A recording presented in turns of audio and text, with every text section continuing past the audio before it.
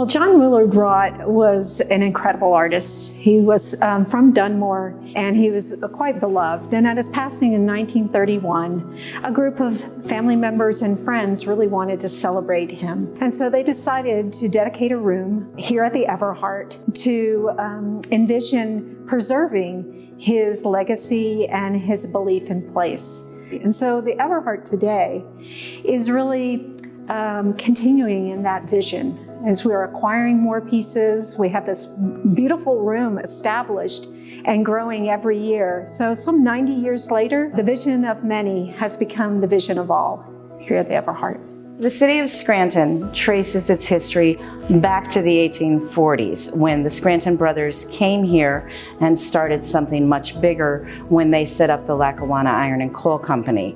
That industry produced the iron rail for the railroads, but it used the anthracite coal to fire its furnaces. And anthracite coal is obviously the main resource throughout the Lackawanna Valley, so its history is tied very significantly to the history of the city of Scranton. I think the story of John Willard Raught is an interesting one in the fact that he left the area as a young man, went out and developed his craft, but when he decided to really focus on a topic, he came back home. He was a painter, a landscape painter, and a portrait painter, but he also considered himself during that era as a businessman because he was always dressed in a pinstripe suit, and he had a pompadour style haircut and pince-nez glasses, and he was distinguished looking. He maintained one room studio, then later two rooms on the 4th floor of the Scranton Real Estate building. So he stayed in that Scranton Real Estate location until the end of his life. The life that he saw here inspired him to see beauty in things most people wouldn't see beauty in, maybe a coal stack. But to him it was about the dignity of labor and life.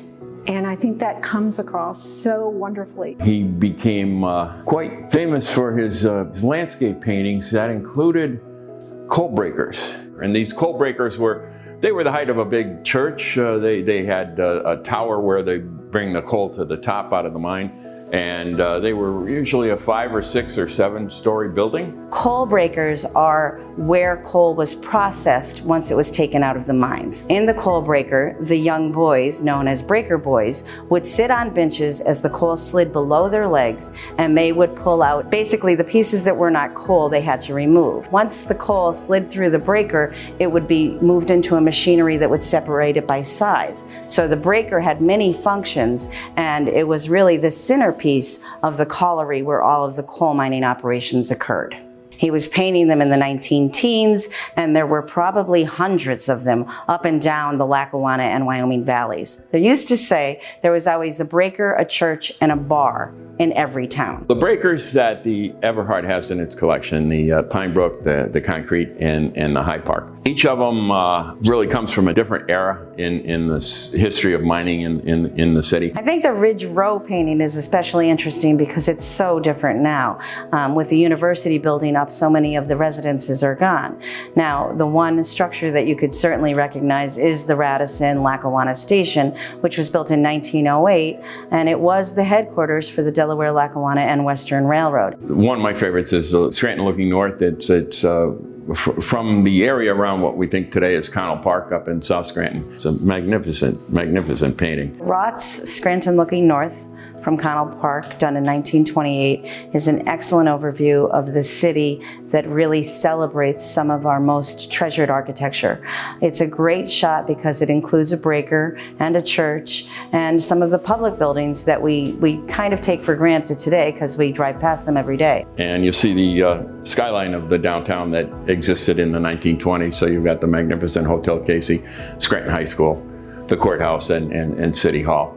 Wonderful eye, and I think you could probably go to some of those sites on a summer day like today and not be surprised to get a vision of him nearby there with a straw hat and a tweed suit on with his painting kit. So I see him out there a lot. And the reason that this room is here is because of the respect and the admiration and even love that those people of his generation showed to him. And they donated paintings, and they put aside paintings in his works of art, and so that they could be preserved here at the Everhart Museum for future generations. The Everhart continues the power of place and John Willard Raught's legacy with 6 new acquisitions. 5 of the works on view at the Everhart right now are lovely depictions of Northeast Pennsylvania, one of which is a lovely depiction of apple orchards in Moscow, Pennsylvania. And so for another 100 years, we're going to be here, we're going to celebrate, and we're going to be a part of this wonderful community. And thank you all for supporting the Everhart Museum.